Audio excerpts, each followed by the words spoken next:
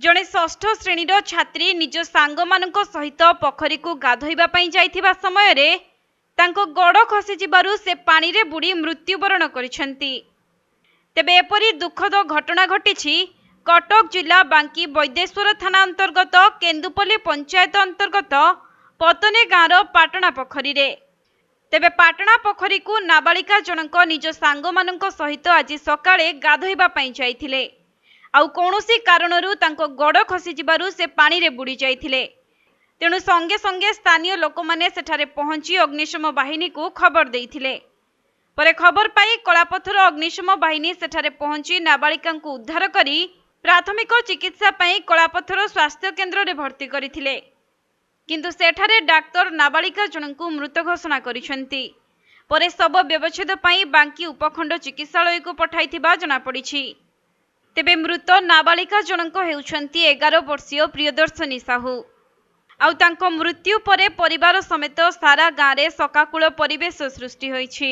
मोर आज्ञा 11 वर्षर झीटी ना हूँ दिव्यदर्शिनी साहू। से आज्ञा षष्ठ श्रेणी में पढ़ुला पिला मानक सहित पोखरी की पाटना पोखरी आम जो अच्छी गाँ मुंडे से गाधोवाई केते जण पिला जाइथिले गाधे 4 जण पिला आज्ञा जाइथिले गाधोवा। 4 जण भितर सी 9:30 ରୁ 10 भितर गाधोवा जाइथिले। जदि गाधो गाधो गोड़ खसी जीवार से पानी भितर पशिकी रहीगला। आते शत चेष्टा कले उठेकी सहयोग कर लोकों द्वारा सहयोग से उठी पारा ना। आम फायर स्टेशन वाला को फोन कलु से आसी बहुत चेष्टा फल से मो झीर डेड बॉडी को उद्धार कले और आमको हस्तांतर करने बदल से मेडिकल को नहीं आमको बहुत साहाय्य कले। कलापथर मेडिकल रे मो झीर डॉक्टर मृत घोषणा कले। सेठू आम आसी वैदेश्वर थाना एक कथा जणाइलु।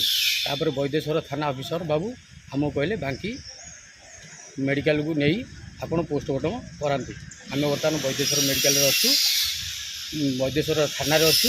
वैदेश्वर थाना बर्तमान बांकी मेडिकल को जीवु। कौन दाबी करेंगे कौन दाबी आ कौन करेंगे आज्ञा मोर तो झील चलीगला। तेणुक सरकार तरफ जहाँ साहाय्य सहयोग आमको देले आम उपकृत हूँ आज्ञा यह कथा। कटक जिला प्रतिनिधि राजेश कुमार साहू रिपोर्ट कोणार्क लाइव।